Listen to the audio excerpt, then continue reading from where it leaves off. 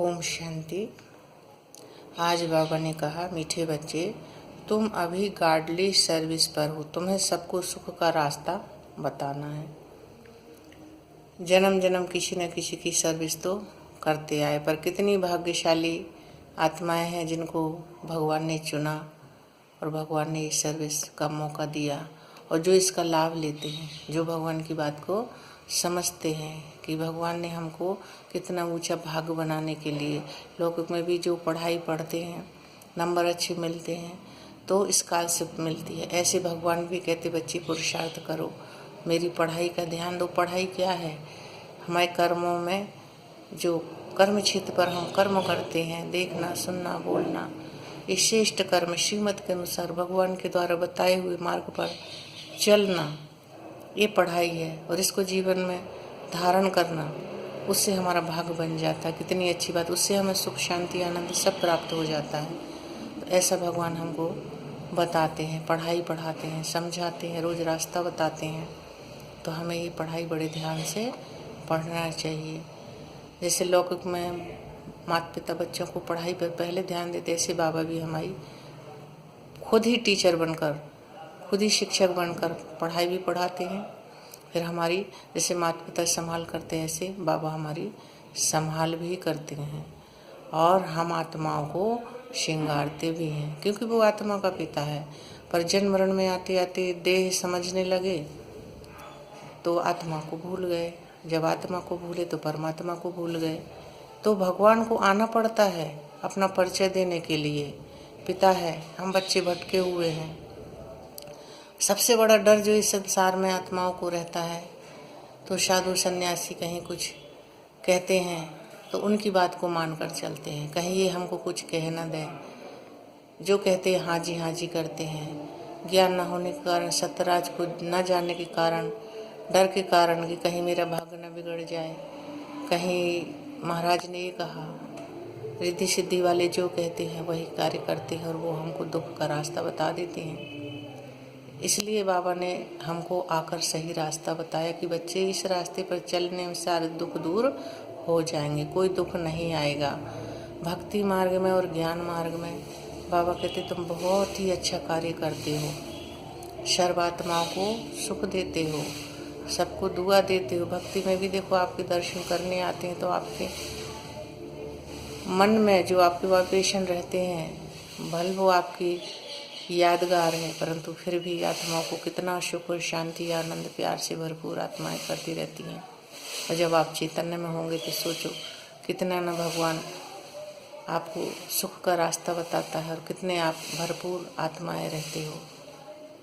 डर तो बाबा कहते हैं रिद्धि सिद्धि वालों के पास जाने से आत्माओं को प्राप्त होता है, जो तुम भूल भुलैया में भटका देते। जन्म मरण में आते आते तुम आत्माएं अपने को देह समझते हो, तब परमात्मा आते हैं।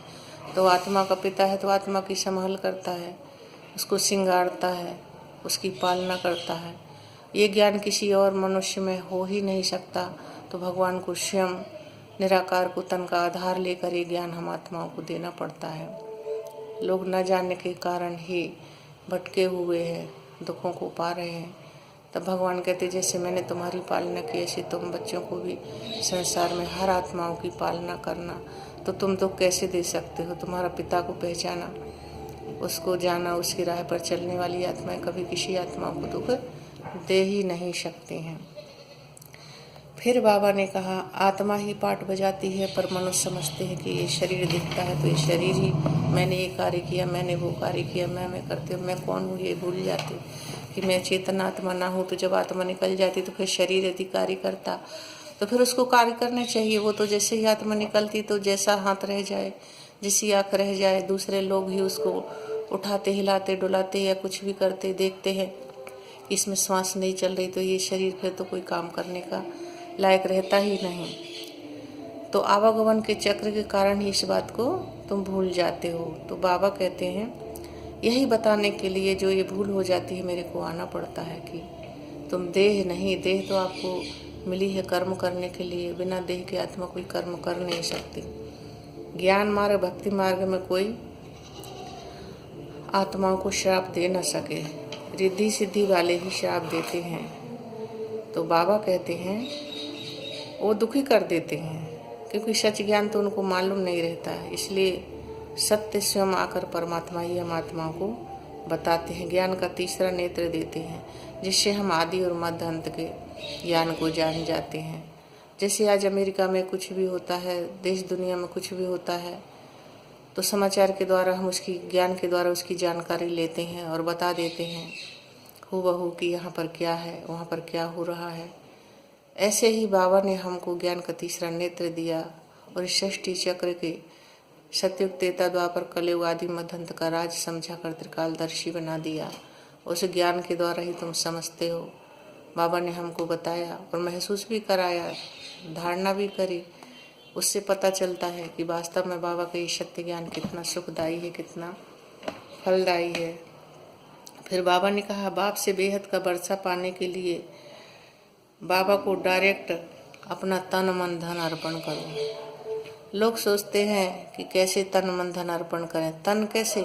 ये तन कार्य करता है, संसार में सबके साथ कार्य व्यवहार में आता है, बोलने का काम करता है, देखने का, सुनने का, श्रीमत के अनुसार करते। यही तो तन परमात्मा की कार्य में लगाना सेवा है। कितनी सरल सेवा है, कितनी सहज सेवा है। इसलिए इसको सहज राजयोग कहते हैं।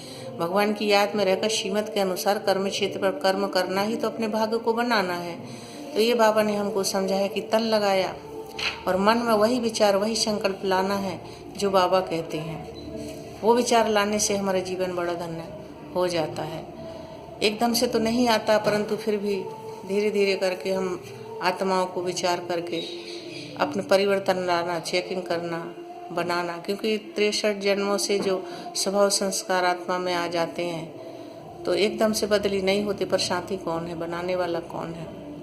हिम्मत एक कदम अपनी रख के अपने भाग्य को बनाना है। तो तन मन भी लगाना श्रीमत के अनुसार। और जो भी धन इकट्ठा करते हैं जीवन में अपने लिए ही धन इकट्ठा करते, पर वो साथ जाने वाला नहीं। ये तो ज्ञान रत्नों का धन है।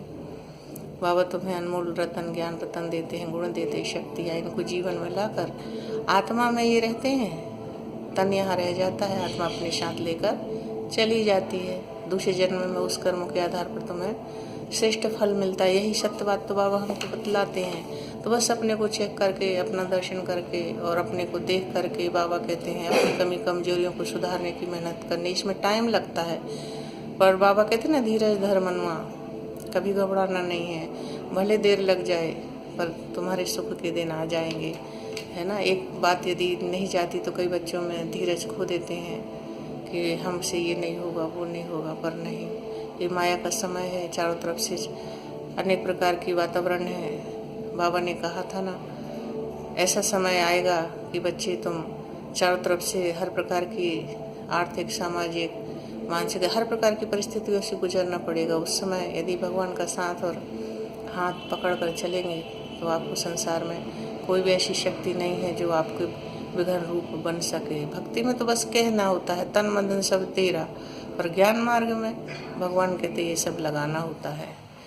तन भी लगाना माने क्या? कोई जाके आश्रम में बैठ नहीं जाना, कोई मधुबन में जाके बैठ नहीं जाना, घर गृहस्थ में रहते हर समस्याओं का समाधान करते, श्रीमत के अनुसार अपने जीवन को जीना। इससे ही तो सारे दुख दूर हो जाते हैं। बाबा कहते हैं ऐसे अर्पण करने के जन्म का राजभाग लेना। जैसे बाप तुम बच्चों को पढ़ाते ऐसे तुम्हें दूसरी आत्माओं को पढ़ाना। बाबा ने आज वरदान दिया है कि सर्व खजानों की इकोनॉमी करने वाले महीन पुरुषार्थी भाव। बाबा कहते हैं जैसे लौकिक में भी यदि कोई इकोनॉमी होता है, बहुत सोच समझ के घर गृहस्थी को चलाता है, एक एक पाई पैसे का हिसाब किताब रखता है, तो बहुत ही उन्नति को प्राप्त हो जाता है। अब यहाँ तुम्हारे खजाने क्या है? संकल्प, बोल, कर्म, समय, शक्ति, गुण। तो ये सारी जो चीज़ें हैं इनको व्यर्थ नहीं गंवाना है, इनको बड़े सोच समझ के, है ना, तुम्हारा बोल, कर्म, व्यवहार सब बिल्कुल बाबा कहते हैं इतना एक्यूरेट होना चाहिए कि जैसे बाबा ने बोला बोलते समय याद आना चाहिए। बाबा ने ये बोला तो हमको बोलना है, बाबा ने नहीं बोला तो हमें नहीं बोलना है। पर इतना मेहनत करने के बाद भी कभी कभी कुछ न कुछ गड़बड़ होती है, परंतु करत करत अभ्यास के जड़मती हो तो सुजान।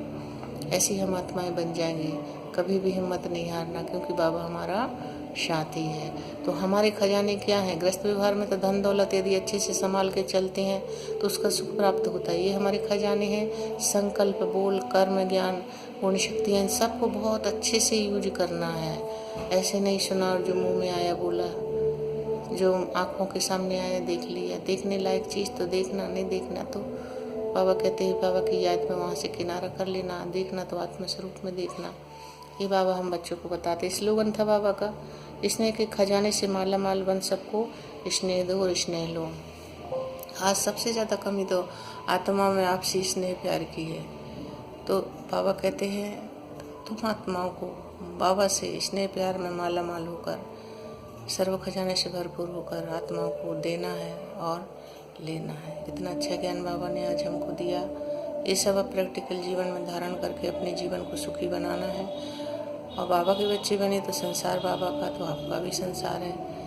पूरे संसार की आत्माओं के कल्याण के अर्थ है निरंतर सेवाधारी बन प्रयत्न करते रहना चाहिए, क्योंकि आप कराने वाला तो भगवान है, आप तो निमित्त हो। बाबा की याद में रहकर ये सर्विस बाबा ने दी है, गाडली सर्विस दी है। सोचो भगवान ने तुम्हें चुना है, तुम जो भी हो, जैसे भी हो, भगवान के हो। भगवान तुम्हारा साथी है, तुम्हें मदद कर रहा है। बस ये तो हिसाब किताब है, देना है और बाबा की याद में रहना है और घर चलना है। अच्छा, ओम शांति।